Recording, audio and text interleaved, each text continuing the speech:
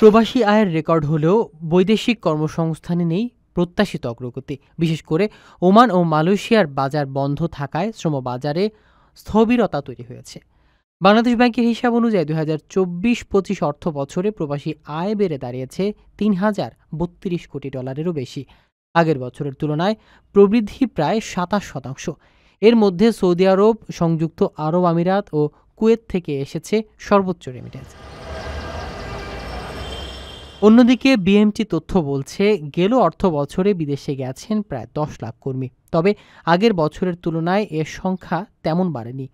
চলতি অর্থ বছরের প্রথম মাস জুলাইয়ে বিদেশে গেছেন 73,000-এর কিছু বেশি মানুষ।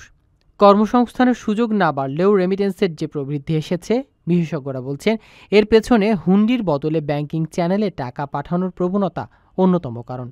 তবে বিশেষজ্ঞরা মনে করছেন, গণহারে শ্রমিক পাঠানোর চেয়ে দক্ষ জনশক্তি গড়ে তুলতে পারলেই দীর্ঘমেয়াদে রেমিটেন্স আয় আরও বাড়ানো সম্ভব হবে।